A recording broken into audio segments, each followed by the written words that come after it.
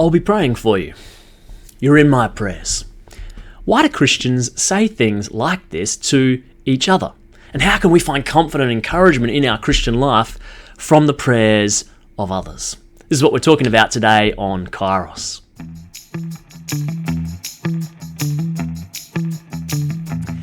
Hey, welcome back. I'm talking today about prayer, and you may have seen the last video on the Great Litany. It's a series of little videos just thinking about prayer at the moment, and I mentioned that last one because of a little situation we had in our family, a bit of a health scare, some time at hospital, which has caused me to think again about prayer, how important it is in the Christian life, different aspects of it, and today just want to talk about the prayers of other people for us.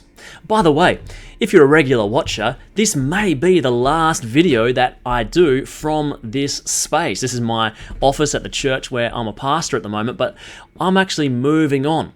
My family and I are moving to the United States for a couple of years, where I'll be pursuing postgraduate theological study. I hope to keep the videos going, hope to keep Kairos going, maybe even do some theology outdoors videos over there, do some other ones as well, but no doubt it will be in quite a different space from the one I'm in now. I'm going to start packing up boxes of books in the coming weeks, so just to let you know that as well. But for today, we're talking about prayer, and particularly the prayer of others for us. I remember when I was back at seminary, I had to do an interview of a mature Christian person to hear about their spiritual journey through life. It was a great assignment to have to do. And I interviewed a lady, and she'd had a very interesting Christian journey, including being a missionary in the Middle East. And she talked at one point about how when she was over on the mission field, that her mother died, who was back in Australia at the time. And of course, this was a great grief for her. But she said something very striking when she talked about this. She said, of the many aspects of that grief that could have hit her most powerfully, the first thought that she had when she heard the news that her mother had died was, she thought, who's going to pray for me now? She was surprised by this. I was surprised to hear it, but there's something very significant there. She had known all the time she was out on the mission field, which she had all sorts of very difficult situations that she faced. She knew that whole time that her faithful mother back at home was upholding her in prayer, and she said she almost felt this tangibly, manifestly in her life, so much so that when her mum died, she felt the absence of it in some sense.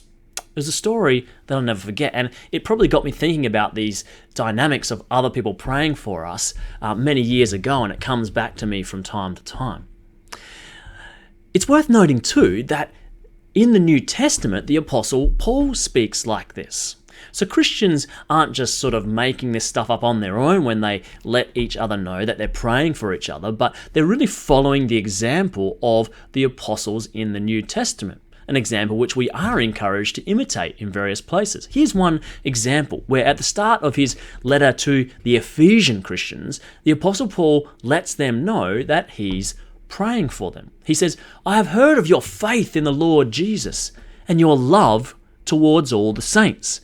And for this reason, I do not cease to give thanks for you as I remember you in my prayers. I pray.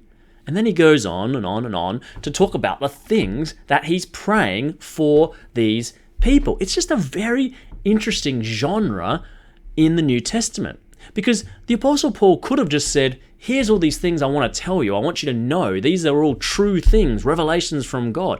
And he does this, of course, in many places, but this is something slightly different. He's not just telling them things that are true. He wants them also to know that these are the things he's praying for them. They get a little glimpse, a little insight into his prayer life, and he wants them to know this. Either intuitively or because they've been reading these examples, Christians often then follow this example. When people come across tough times, trials in their life, Christians are moved to pray for them, and they are also sometimes want to tell people, look, I want you to know I'm praying for you, and you're in my prayers.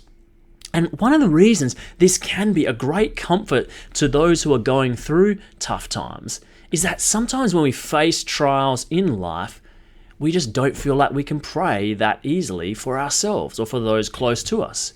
We run out of spiritual steam, as it were.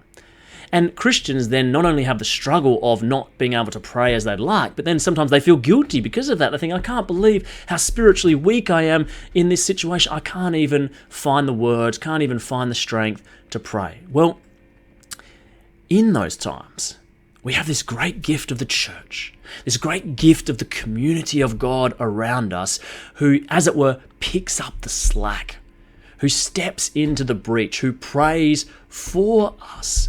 And in my own experience in these recent weeks, I was amazed at how quickly this happens, how far-reaching it is. You have people all over the place, all over the world, people that aren't even that close to the person who has the issue in your family. They might not even know them, and yet they commit themselves to praying, to upholding you, when you yourself may be struggling to pray.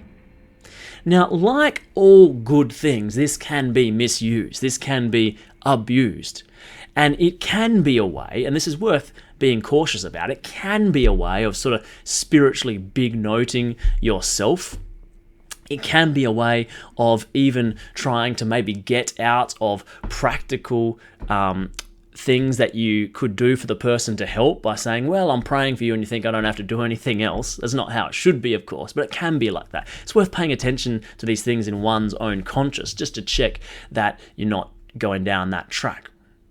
But mostly, I think this can be a hugely positive, comforting, powerful thing in the community of the church.